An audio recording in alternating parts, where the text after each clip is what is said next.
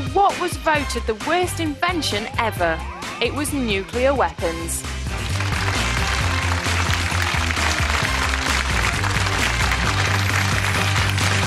Thanks very much for into the final part of this morning's show. David, Larry, Dave and your good selves are going to tell us what you think are the world's worst ever inventions. 0207 173 5555 is the number, of course.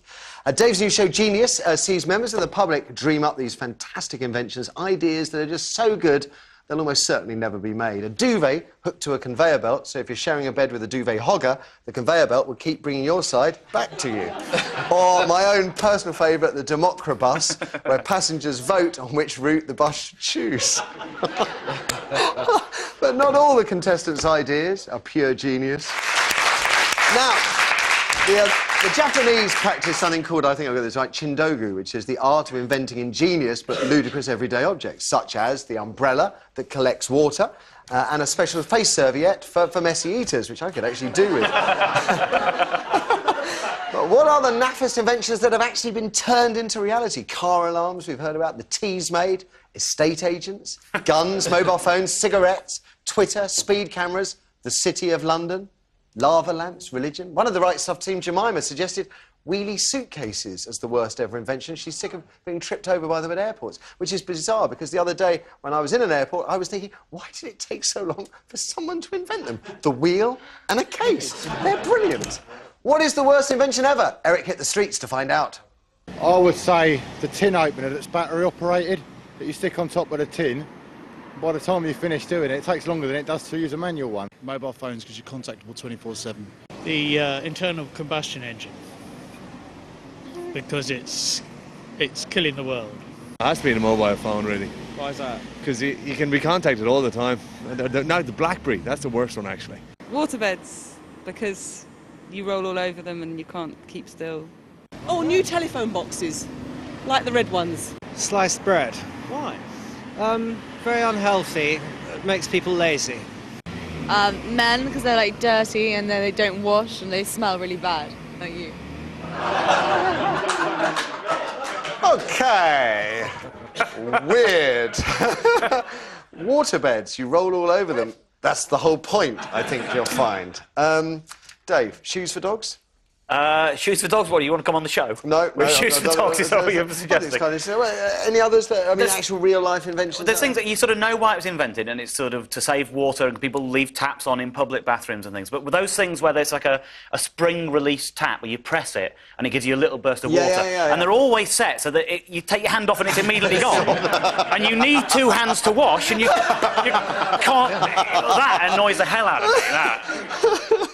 I'm with you. Yeah. I'm with you. Larry.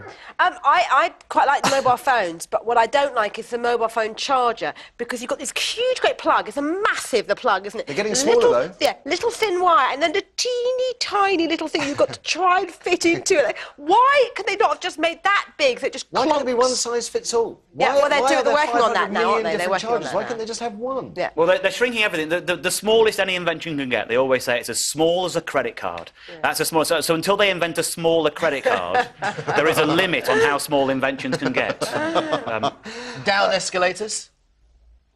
Down escalators. Escalators that go down. What if you've got a pushchair or something like that, though? Then that's when the down escalator helps you out. Use the lift. It's quite a nice... I always quite enjoy escalators. When I was a child, I used to find them quite frightening. Yeah. Yeah, but I'm over it now. Going up or coming down? Just stepping on them. Well, that's also because when you were a child, you were wearing flared trousers, and they were actually dangerous, right, weren't they, at the time? Thank you. You swine. Yeah, no, so was I. It was, you know, they were actually dangerous. You were really worried about getting the trousers caught. I still get freaked out by the walkways, the electric walkways at airports as well. It's the stepping on and stepping off thing is a bit weird. And that guy talking about sliced bread, I thought it was a fantastic observation. The unhealthy bit we can leave to one side, because you could get brown sliced bread. I just love the idea it makes people lazy. Yeah. It does also, that changes the whole, it's best thing since sliced bread, doesn't it? Yes. It's the best thing.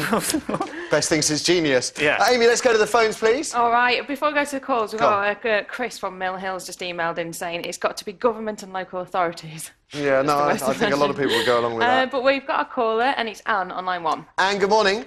Good morning to you all. Good morning. What is the worst invention ever, Anne? Say good morning to Anne, everybody. Right. So, Anne, what is the worst invention ever? The teas made. Yes. Why? Because it sounds so good on paper. We had a fabulous We had a fabulous wedding day. I can't hear you, Matthew. That's so all right, I'm not I'll speaking. Talk. Yes. We had a fabulous wedding day, fabulous honeymoon, came home, opened the presents, there was the teas made. We thought, great, we'll set it up for a certain time, lovely romantic morning. No, it woke us up 40 minutes before it should have started with a...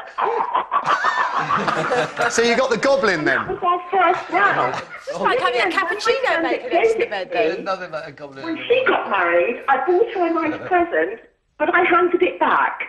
And I said, I hope your first morning at home is as romantic as ours. Yeah, do you know what I got for my wedding presents? I got not one, but 2 electric apple corers. Right? I didn't even know there was such a thing. I don't even like apples, and I had not one, but 2 apple corers. And now, of course, I'm not married. Eric, what does the audience have to say? Thank you for that last one.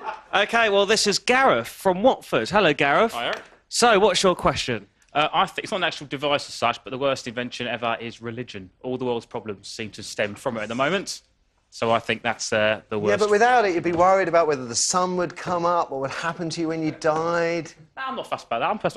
I know I can worm food when I'm dead, so I'm quite happy with that, you know? Yeah, no, me too, actually. It just seems so easy, doesn't it? Fertilise the flowers. Yeah, Fertilise the flowers. What about you, Eric? Worst invention ever? Oh, it probably has to be the speed camera. That is the worst invention ever. It's just a money-making device, and it's just surely it's just silly. A crucial device to help save lives and a major part of road safety campaigning in this Nonsense. country. Nonsense. It's all about the average speed camera check, having a camera at each end of the road, not just one. Yes, yeah. Dave, do you think any of your genius ideas could ever be turned into reality? I doubt it, and they probably shouldn't be on the show if they could. We've had one idea on the radio show. We did 3 series on radio before it moved to BBC Two, and we had an idea as an American woman who flew herself over, and the idea was a book of yawning. She could fly? Yes, yeah. That's why we knew she deserved to be on the show. She came on, and I just had to say that in case people think the BBC paid for her to come over. Okay, She had a book of yawning. The idea was sort of a coffee table book with black and white arty photos of people yawning and quotes about yawning as an aid to sleep at night. Because yawning is contagious, and so as you flick through the book, you would start to yawn. And it does work, and she has had university funding in America, and it is being published. So it can happen. Can you imagine if you go, darling, I've got a lovely present for you, and it's a book on yawning? I mean, you would take it the wrong way, wouldn't you? Yeah, I mean, I wouldn't suggest it as a love gift, necessarily. How extraordinary. Yeah, yeah. Extraordinary. Listen, we are out of time once again, I'm afraid. That is us for the week. Sad. It is great to have you with us. Always It always pleasure. is, Thank Dave. you. It really is. Best of luck. Genius Night, BBC Two, 10 o'clock. Don't miss it. Larry and David, what a laugh it's been all week. Fantastic fun. Ladies and gentlemen, I think you should show your appreciation.